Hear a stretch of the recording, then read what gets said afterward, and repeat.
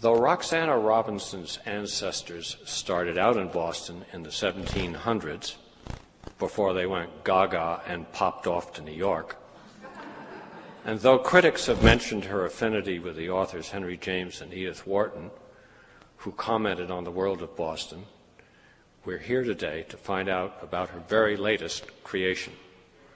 But first, let me pick out a few current facts about Ms. Robinson that I thought were noteworthy. Roxana Robinson's fiction has appeared in The New Yorker, The Atlantic, Harper's, Best American Short Stories, etc.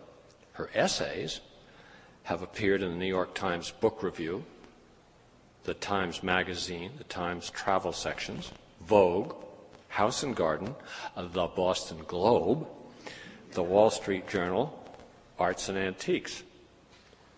Her honors include being named a literary lion by the New York Public Library. 3 works were New York Times, quote, notable books of the year. She has won fellowships from the National Endowment of the Arts, the MacDowell Colony, the Guggenheim Foundation, and Roxana is a trustee of PEN, the International Writers Organization. She's also a teacher. It keeps going, but I'm making it short. You just won't believe what she's done. She's also a teacher currently at Wesleyan University. Several weeks ago, I went to New York to hear Roxana Robinson give an impassioned talk about the environmental responsibilities that we all should bring to our landscapes. We sat up straight and took notes. Roxana is the author of 6 books. Visuals. A biography of Georgia O'Keeffe, A Life, 2 novels, Summerlight and This Is My Daughter, 2 collections of short stories, A Glimpse of Scarlet, Asking for Love. But we are here today to hear her tell us about her very latest novel, Sweetwater. There will be a few questions after her talk. A New York lion returns to Boston. Please help me welcome my sister-in-law, Roxana Robinson.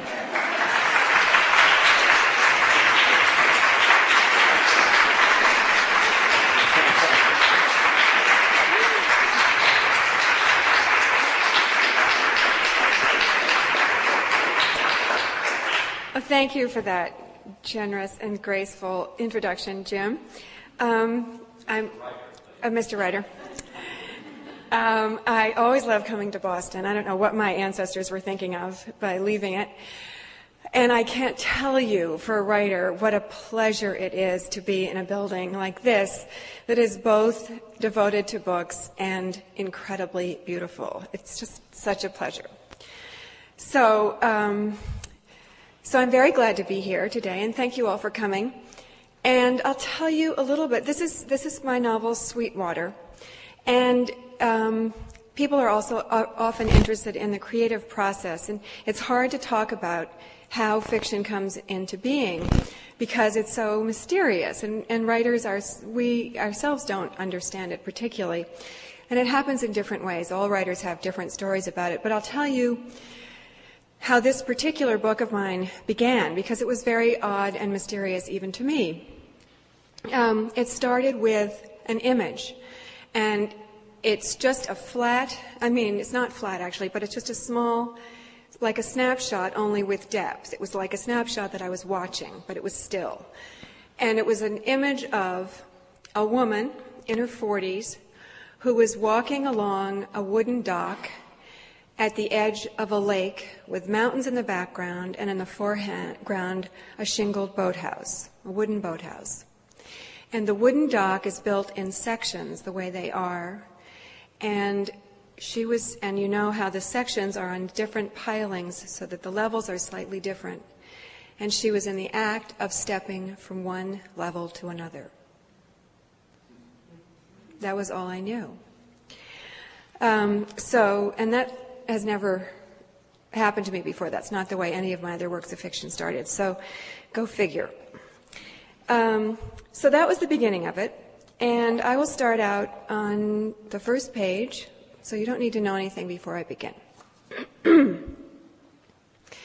The cabin was cool and dark, smelling of wood. Isabel set down her duffel bag inside the front door. Without looking at the unknown rooms on either side, she went straight down the dim hall to the door at the far end, a bright oblong of light. She pushed open the screen and stood looking out over the porch to the lake beyond. It was late afternoon. The broad lake was still full of light, but across it, on the western shore, was a rising mass of shadow. The water was quiet, the reflections perfectly still. There, in silvery echoes, were the low wooded hills that ringed the lake, with the pure indigo sky above it. Isabel heard her husband behind her, his footsteps hollow on the bare floorboards. When he reached her, she spoke without turning. "This is beautiful." It was her first visit here. She had only been married to Paul since February, 7 months. "We like it," Paul said. He had come here every summer of his life, 51 years. He stood just behind Isabel, setting his hands on her shoulders. He was tall but light-boned, rangy and lean without bulk. His hands on her were nearly weightless. "We're letting the flies out," he said, and Isabel stepped obediently onto the porch, his hands awkwardly still on her. The outer walls of Acorn Cabin were unpainted shingle, faded to silvery gray from decades of Adirondack weather. Beyond the porch's rustic railing, peeled gnarly cedar, the ground sloped down mildly towards the water. "Let's go to the lake," Isabel said. They had spent the day in the car driving up from New York, and what she wanted now was air and light, open water. Exploration of the dark rooms of the cabin could wait. Paul led the way down a narrow path through underbrush and young saplings. The air was dry and ferny and sweet. Through the trees, the sight of water flickered intermittently, pale and calm. It was lost between branches, glimpsed again, glittering and wider, and then, finally, as they turned a corner and arrived at the shore, the lake spread out before them, shimmering and complete.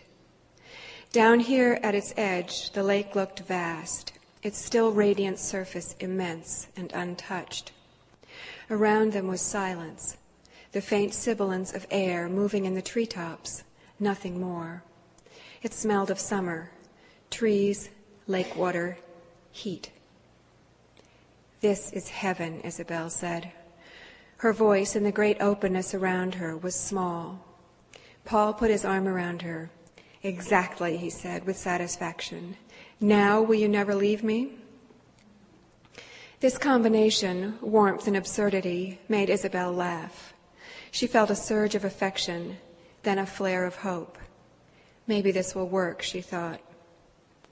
Hope was what Isabel was bringing to this marriage. It was nearly all she had. Grief itself was a kind of death, it seemed. 2 years of it had scoured her bare of other feelings.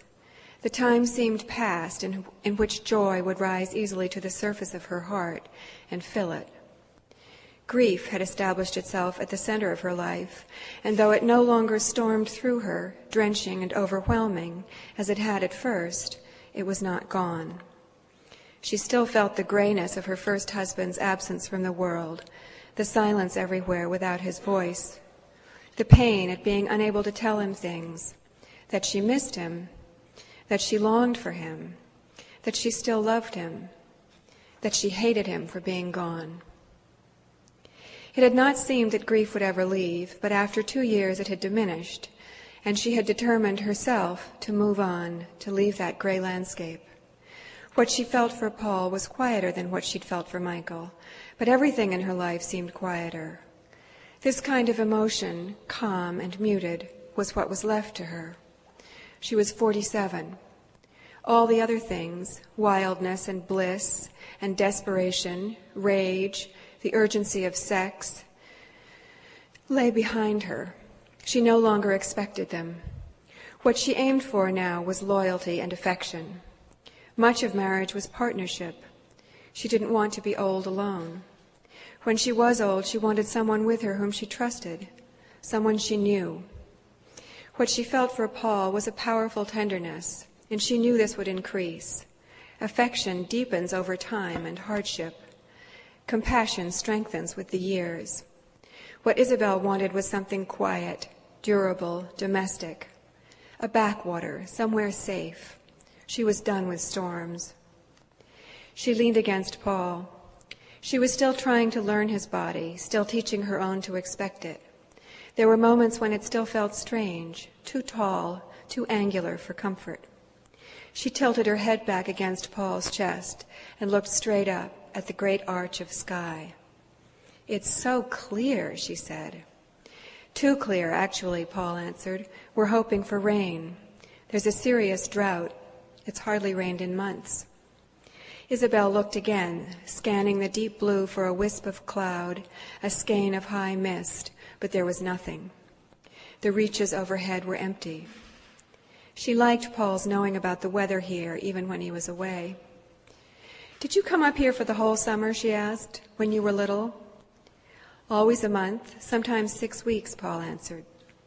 "My mother would come up with me and Whit. My father came up for long weekends in the last couple of weeks. My grandparents were here for the whole summer. We stayed in Acorn, they stayed in a lodge." Sweetwater Lodge was the original house built by Paul's maternal great-grandparents in the 1890s. The 3 cabins, Acorn, Oyster, and Whistle, had been built during the 20s for grown children. Over a century after the land was bought, the whole place, the houses and several hundred acres of land, was owned by a complicated family trust. Paul's mother and her 2 brothers each spent a summer month at the lodge, their children in the cottages. Just now, Paul's parents, Douglas and Charlotte, were in the lodge. Paul and Isabel were to have Acorn for 2 weeks. "Do you and Whitney share the cottage?" Isabel asked. "No, it's mine unless he gets married. The rule is you don't get a cabin until you're married. Until then, you stay at the lodge." Isabel had never met Paul's brother, Whitney. He lived in Wyoming, where he did something in the national parks. He hadn't been able to come to their wedding. A blizzard had closed the Laramie airport for 3 days. He was 45, unmarried. Isabel had wondered if he were gay, but it was a question she wasn't ready to ask. There was a faint chill in Paul's voice when he spoke of Whitney. "And will Whit get married, do you think?" Isabel risked. "Doubtful," Paul said, cool. Probably gay then, she thought. Maybe that was why Paul was so disapproving. "Does he come here often?" "Not anymore," Paul said. "I guess the Adirondacks are small potatoes compared to the Bighorns." Okay, now I'm skipping something that you don't need to know about right now. Now Isabel and Paul stood side by side without touching. The lake was silent. Far out on the water, some creature rose to the surface with a small tuck, then fell away. Ripples moved swiftly away from the vanished presence. Here is his center, Isabel thought. "Does it make you nervous having me here?" she asked, teasing. "Not so far," Paul said. "Should it? Is it dangerous?" "It's just that I'll know so much about you. You'll have nowhere to hide. I feel as if your whole life is here." "That's sort of the point," Paul said. He reached up and smoothed her hair clumsily, as though he were stroking a dog. "We're in this together now. I trust you." Okay, now this is the story of how Paul and Isabel first met. Isabel had known Paul when Michael was alive, though only slightly. They had seen each other at large parties, at Christmas buffets and museum openings. They had mutual friends. They all knew each other by sight. Paul had looked slightly bohemian with his bow ties, his round tortoiseshell glasses. His manner was offhand, nearly boyish, his gestures casual and unself-conscious. But Isabel and Paul had never properly met, never spoken more than a few impersonal words until long after Michael had died. not until the afternoon when they found themselves in the waiting room at the eye doctor's. At Dr. Lunette's, Isabel gave her name to the receptionist and sat down. An appointment with Dr. Lunette was like an audience. He was tall and courtly, with a long, narrow skull, receding hair, and thin, sensitive fingers. He wore immaculately pressed white lab coats over beautiful gray suits and quietly lustrous silk ties. His waiting room was hushed with mahogany and chintz. Isabel picked up a magazine and sat down on the sofa. Across from her, a man and a woman sat in chairs. "Excuse me," said the receptionist. She was a friendly young woman with full cheeks and hoop earrings. She held up an index card and spoke to the other woman.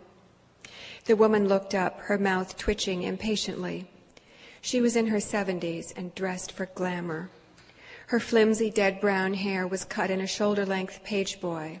Her shoes and bag were shiny black alligator. Her nails gleamed scarlet. "I'm sorry, but could you give me your name again, please?" the receptionist asked politely. "I'm having trouble finding your records." The woman frowned. "Lipari," she said, vexed. "I've been coming here for years." "I'm sure we have you," said the receptionist. "Is it Lepare?" "Lipari," said the woman, crossing her thin legs. She spelled it out, Lipari. "Lipari," the receptionist said carefully, writing. "And could you give me your first name, please?" "Countess," the woman said, pursing her mouth indignantly. Isabel's eyes flicked up, and she met the gaze of the man sitting across from her. His face was immobile, but she saw hilarity in his eyes. "Countess Lipari," the woman repeated, and snapped her bag shut. Isabel looked down again at her magazine. When the Countess had gone in, Isabel raised her eyes. The man shook his head. "Wasn't that great?" he asked. "Wonderful," said Isabel. "I'm Paul Simmons, by the way," he said. "I think we've met." "Duchess Green," said Isabel. "I think we have." Paul cocked his head. "I actually hate to use my title," he said. "I never do." "What is it?" Isabel asked. "Mustang," said Paul. Okay, so that is how they met. Now, this is how Isabel met her first husband, Michael. And she came to New York after college, and she was working for a liberal Democratic city councilman who was running for office, and she was a great liberal herself. And this was in the 70s, when there was a sort of a surge of liberalism that it seemed was going to take over the world, and she was on the crest of that wave. This was the summer Isabel met Michael. They were at a party in Greenwich Village, someone's summer sublet, upstairs in a townhouse, a series of narrow, high-ceilinged rooms. The living room walls were covered with bookshelves, jammed tightly with paperbacks. On the floor was a thin red-striped rug that kept rucking up underfoot. There was no air conditioning, and the night was hot and steamy. The windows were open, and noises from the street drifted in, groaning thunder from passing buses, occasional sirens. The sound of conversation rose to blot out that of the city. Isabel and Michael stood in the hall near the kitchen, drinking white wine out of thin plastic glasses. Michael was standing beneath a ceiling light, and the illumination spilled down over his face. He had a hawk's bony nose, thick dark eyebrows, and a generous mouth. He was very tall and thin, wide-shouldered, big-boned. They stood talking, nearly shouting, against the noise of the party. Isabel's neck and shoulders were bare, and her skin was damp with the heat. Her silk top clung to her. Michael asked what she did, and when Isabel told him, he shook his head. "Dudley'll lose the election," he said. "He will not," Isabel said. Michael nodded affably. "Why do you say that?" Isabel asked, and added teasingly, "What do you know?" "I'm at the Columbia School of Journalism," he said modestly, nearly a journalist. Michael's manner was beguiling. He was serious about what he said. He believed absolutely in it. But at the same time, he gave you leave to laugh. He relished absurdity. He brimmed with energy. It seemed that if touched, he would give off glancing sparks, little licks of lightning. "But why do you think he's going to lose?" Isabel asked. Michael smiled at her. "I have a theory." "Well, it's wrong," Isabel said, smiling back. "Tell me why," Michael said, leaning down to listen. The party was crowded and the hall narrow, and each time someone passed, Michael and Isabel were pressed against each other. Isabel explained, speaking into Michael's ear, which he had set politely by her mouth. She found his closeness distracting, the intimacy of the ear with its tender, spiraling convolutions. Michael's eyes were cast down in concentration as Isabel talked, and she had the sense that his whole body, his entire consciousness, was focused on her words. She was aware, too, that with each word her breath moved across the delicate whorls of tissue. When she had finished, Michael raised his head and nodded. "We need to talk," he said. He looked around and frowned, as though he had just noticed the noise, the throng. Now Michael spoke into Isabel's ear, and she felt his breath. "Let's get out of here," he said, and took firm hold of her upper arm, propelling her gently toward the door. She felt his fingers on her skin. Out on the landing, Michael, not letting go of her arm, said urgently, "Come on!" And they clattered down the 3 flights of stairs toward the darkened street, as though making a dangerous escape. There was something slightly wild about Michael, something glittering and unpredictable. Isabel liked that. Okay, that's the first husband. Now, we're back at the lodge.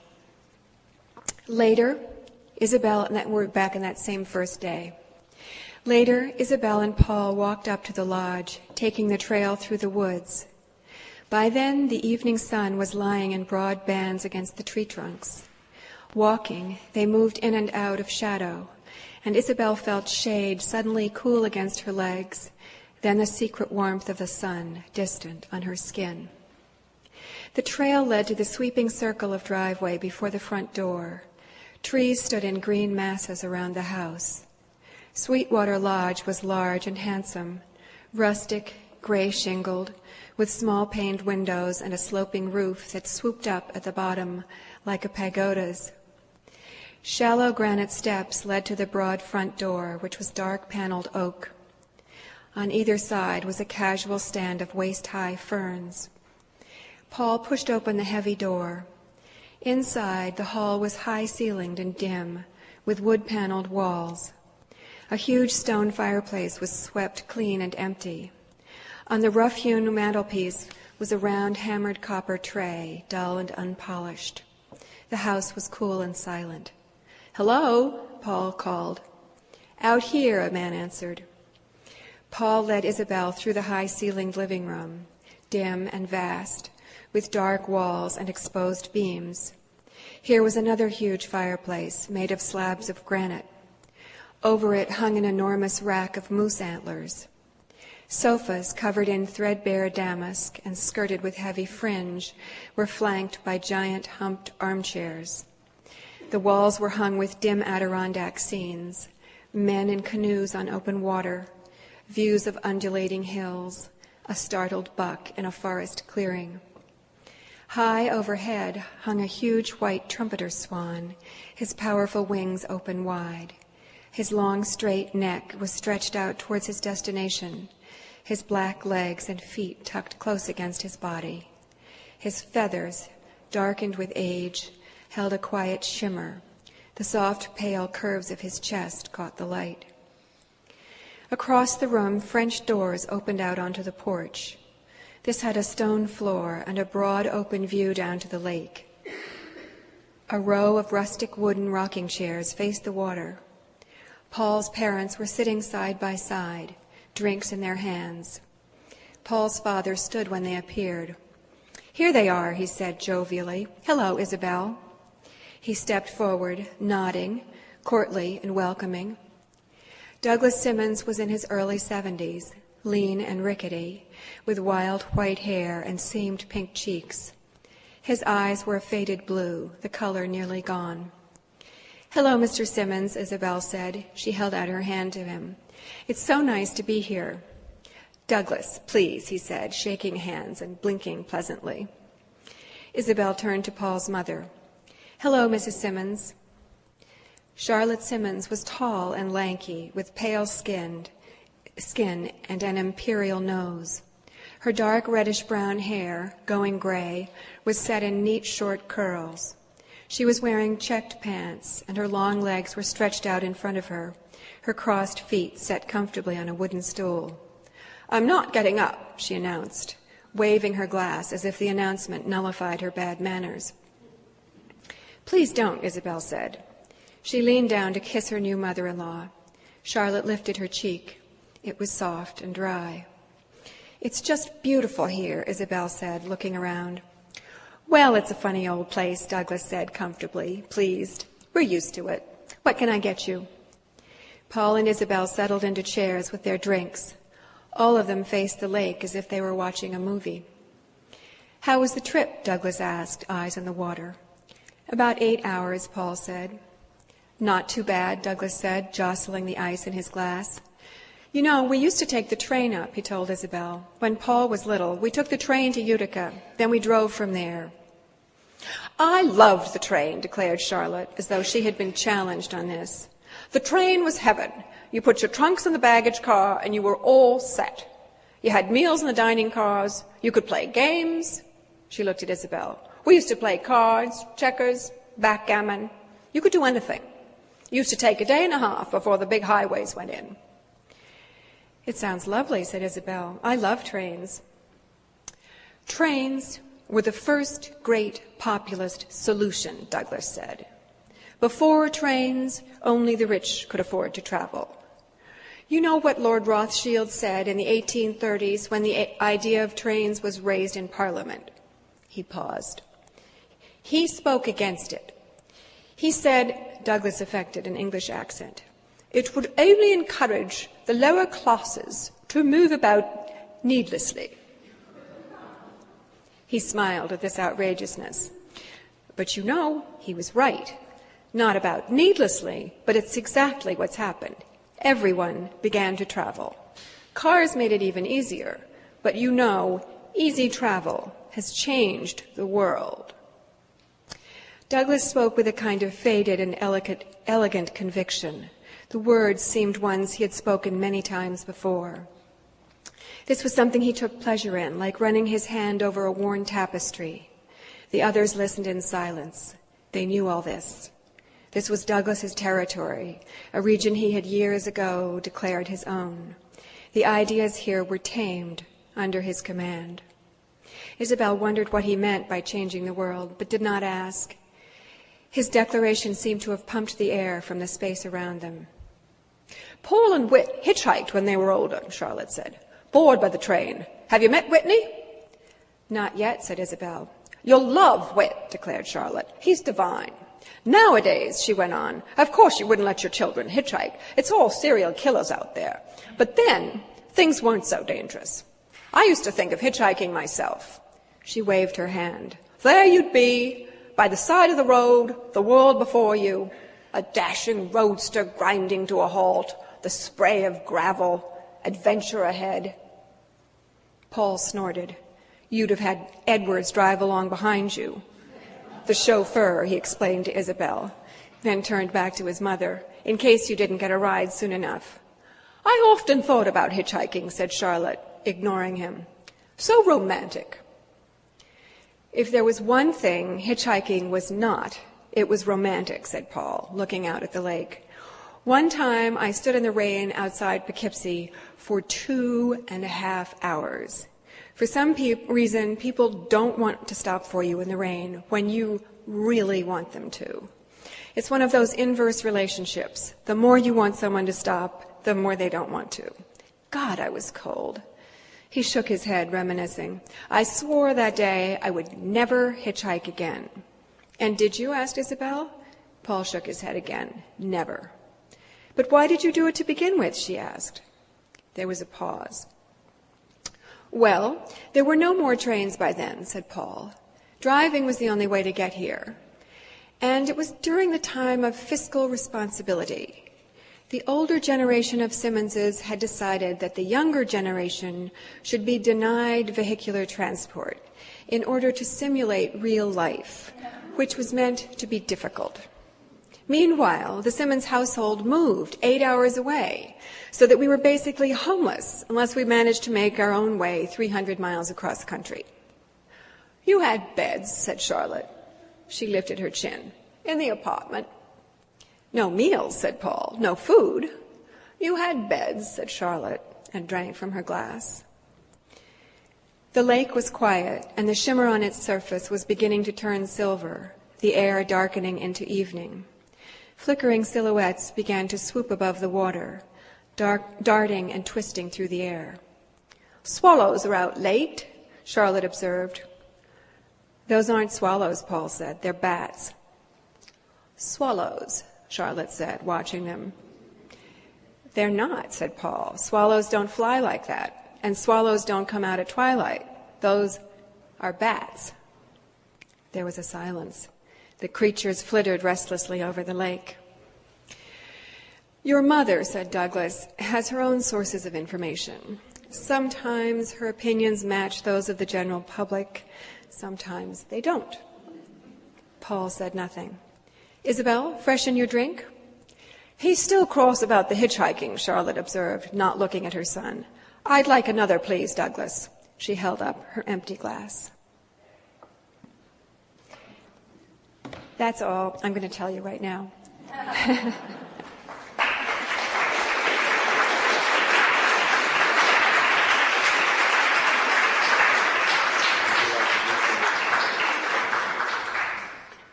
Roxana would love to answer some questions. If you have any, I'd be happy to talk more, tell you more about the book. One thing that is in the book that your readings don't suggest is the issue of the environment, and I'd be interested in how that image dovetailed into your writing of a novel. It's a good question. When writers write a novel, it's kind of like a snowball, and you are not only is you're making something that's getting bigger, but you're you know the way snow takes along everything, leaves, twigs, everything that's underneath it gets trundled into this shape that you're creating. So when you're writing a novel, it takes me 3 or 4 years to write a novel, and during that time, the things I'm thinking about and the relationships I'm having with the outside world, with people in my life, or with politics, or with the things I'm thinking about, all get put into that book. So I wanted to write this book about the woman, the mysterious woman on the dock, and incidentally, that image never appears in the book. I don't know. I don't understand it any more than you do. But so I wanted to write this about this mysterious woman, but I also wanted to write about something that was very important to me, and that is the way I feel about the environment. Now, the question of putting a philosophical position into a novel is very tricky. You run the risk of writing a diatribe instead of fiction, instead of a novel. So that was a big problem. It was something that I approached with great trepidation, and I started thinking about great works of literature who have accomplished this. And the people that I thought of who were my great heroes in this field were Tolstoy with Anna Karenina, and if you remember that, you remember that Levin was passionate about land reform, passionate about the agriculture, passionate about this question of the serfs. And the way Tolstoy treats that is to have him, he's not the main character, he is a main character, but he's not the only one. So you don't have to focus on his obsession. And what I liked even more, though, is that Levin is periodically a figure of fun. He knows how ridiculous his obsession makes him. And there are a number of scenes in which he is turned into a kind of a fool, a holy fool, in which he goes to try to make representations to people about his obsession. And you simply can't lift everybody else into the same level of fervor that you have if you're a zealot. He's a zealot. I'm a zealot. But I wanted to keep that I didn't want the book to be a diatribe. So Levin was one character that I used, that I held in my mind. Another is Mrs. Ramsay in To the Lighthouse. And if you remember in that scene of the dinner, she starts talking about her favorite topic, which is the issue of dairies, which were at that time, cows were not inoculated against tuberculosis. And she becomes very heated about this issue. And it was a serious health issue. I mean, now cows are inoculated, but they weren't then, and people became sick, and particularly poor people and poor children. And so she becomes very heated at the dinner table. But instead of Virginia Woolf making that into a moment in which the readers all have to sit still and fold their hands and cast their eyes down and listen to her, at the table, her numerous children all start looking at each other and laughing, because they find her a figure of fun at this moment. So that Woolf, like Tolstoy, balances these notions, the humanity of the character, so that a zealot is always foolish at the same time as being powerful and passionate. So what I did with Isabel was I let her embody the way I feel about the environment, which is zealous. And her job is an environmental she works for an environmental lobbying organization, and her specialty is groundwater contamination. And she gets in trouble because she does feel crazed about this, and there are moments when she lets herself go too far, and then she looks like an idiot. So that was sort of the way I dealt with it, allowing her to say things that she feels very strongly about, that I feel very strongly about. It also allowed me to talk about things like water, which I found is a very beautiful presence in the landscape. So because of her fortunate specialty, I was allowed to talk about that, as luck would have it. So it became a sort of an arena that I was allowed to use to talk about things that I wanted to talk about, as well as to explore these complicated relationships that are the emotional core of the book, the relationships between Isabel and Paul and her first husband, Michael. So, good question. Anything else? Yeah.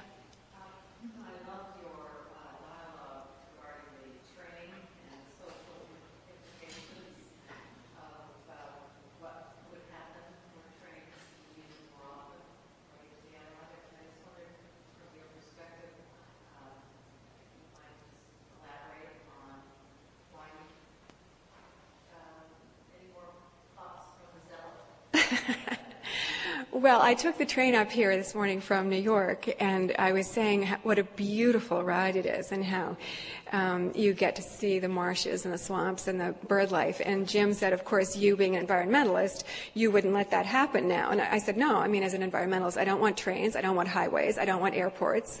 I think we should use balloons would be good, or horses. So, I don't connect to practical life at all on this issue. I do think, I think trains are a wonderful way to travel. Environmentally, they're a lot better than cars. Is that what you meant, or did you want to talk about social implications?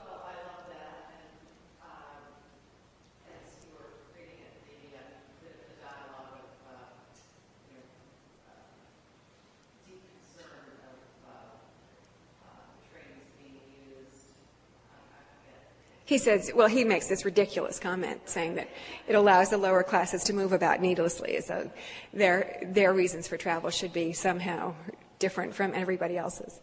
And I just thought, there are people who have an idea, a philosophical idea that has occurred to them at some point in their life, and then the older we get, the more we start repeating these moments that we thought were our great moments of aperçu. And so this is one of Douglas's, and he says it whenever the need arises, or whenever he thinks it's possible to say it, especially if somebody new comes into the room.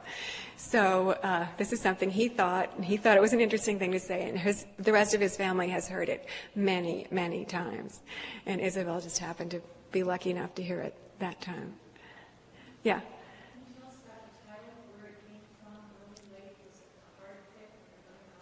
And that's another good question. The titles of my books come after I've finished them.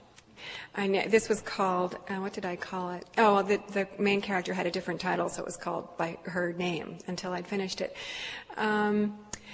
And I wanted it to have, it took me a while to figure it out, I wanted it to have, to be something that reflected the lake. And it never appears in the book, but in fact, the lake is named Sweetwater as well as the lodge. So all of you know something that nobody else knows about this book. But I wanted it to have the quality, I wanted it to connect to the place in the Adirondacks, and I wanted it to give a sense of what water is to us, that it's this incredibly benign, beautiful presence. So there's a kind of a shimmer, a hint of that in the title. You know it's a name, but and it sounds like a place name, but there's also this part of it that we don't even think about when we say the word Sweetwater, but that's what it feels like. We remember how Sweetwater is.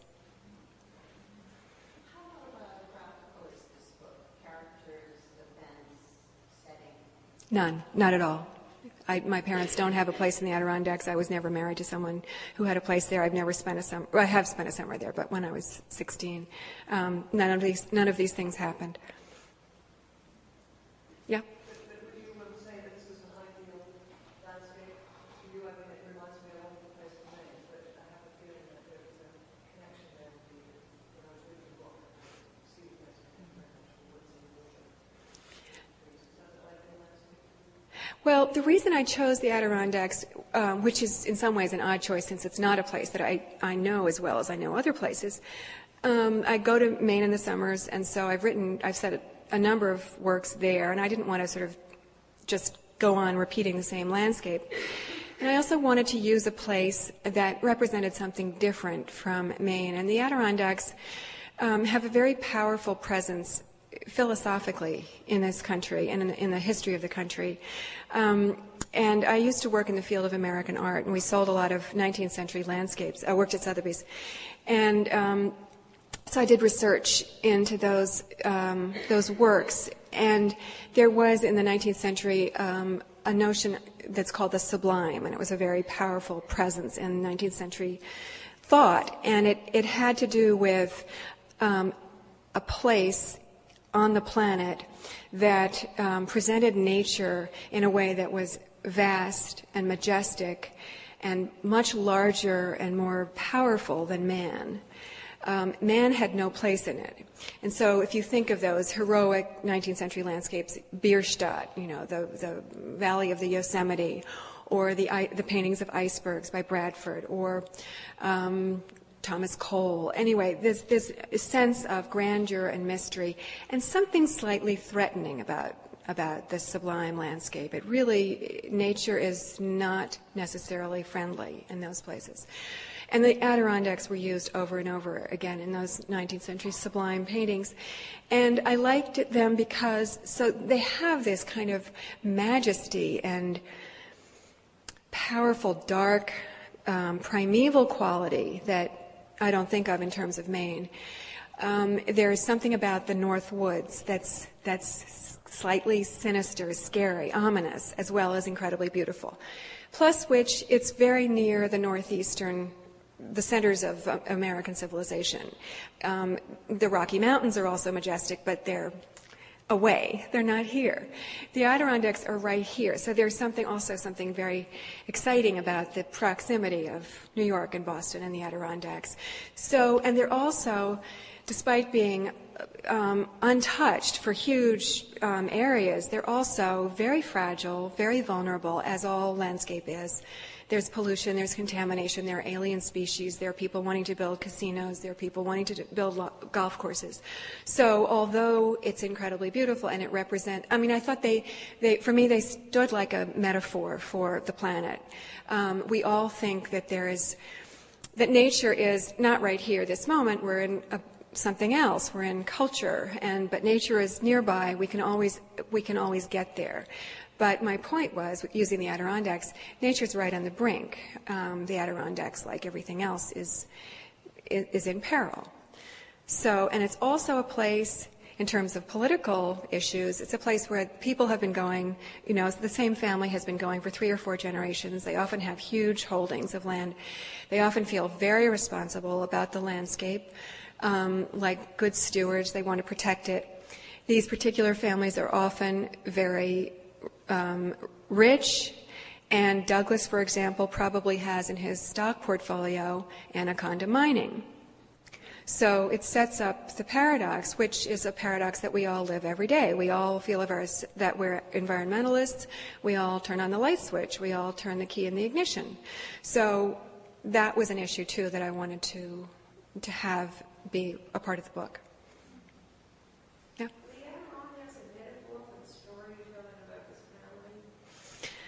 Oh, you know, Virginia Woolf once said everything is metaphor. Everything is metaphor. When you write, everything, describing that window and that doorway could be made to stand for Boston. It could be made to stand for the people in this room. It could be made to stand for this event. So you try to write as transparently as possible so that there are as many meanings as you can produce in every line of the work. Yeah? I'm interested to know how you came to write fiction and what your first experiences with publishing your fiction were. I've always written fiction. First grade, probably, starting. You know, I had the long slog, like everybody else, sending out stories and getting rejection letters. And then I started getting acceptance letters. I don't know what else to say. You write and write and write and write and write and write and write and write, and finally people started taking it. And fiction as opposed to nonfiction, I think there are things that you can say in fiction that you can't say in nonfiction. So, and that engages me more than nonfiction. Although I write both, I like both. Yeah. I'd like to talk about Isabel. Did you mean her to be, as she was to me, a woman always on the outside looking in of both of her marriages? I think that each reader will bring her own or his own interpretation to her character. People see characters differently. I don't see her as on the outside looking into her first marriage at all. But if you do, then that's your prerogative. I guess I'd like to ask you to talk a little bit more about this mystery. For instance, I've read like 4 chapters. I'm not going to test you. No, I'm just telling you how much and how little I am submerged in this. Then when you talk about this image of the woman walking down the dock and just stepping down to the level, I mean, what I feel I've experienced already in 4 chapters is exactly that kind of movement of her into life, both coming out of widowhood, but also in a much, not just in terms of recovery, but in terms of just the movement of her whole life, that she really is kind of deepening, getting closer to the water, both perhaps as an advocate of water. And that to me was totally the Adirondack, it's all freshwater environment. So I guess the question that I have is, you know, does awareness of that metaphorical dimension of an image sort of get in the way? You try not to think that way when you're thinking through the story and just think about other kinds of symmetries that feel right in a less sort of explicable way? Or do you actually think about those things and then try to clarify? Like when you just use the word transparency, what sort of transparency? How transparent? Well, when I describe that image, you all have that image in your mind, the woman. You know what she looks like. You know what the lake looks like. It can mean a million different things. It could mean the fact that she's stepping from one level to another certainly means that a change is taking place. But none of those things were. I mean, writing a novel for me is like tunneling through. It's like being a mole. You don't know where you're going. You don't know how far it's going to take to get. How long it will take you to get there. You're going through tons and tons of material that you're never going to use, that you're discarding, and it's all hidden from you. So, no, was I using that Was I thinking in those formal terms? No, I never think in formal terms when I'm writing a novel. I didn't have a plan for the action at all. I didn't know what was going to happen until it happened. I didn't know how it was going to end until it ended.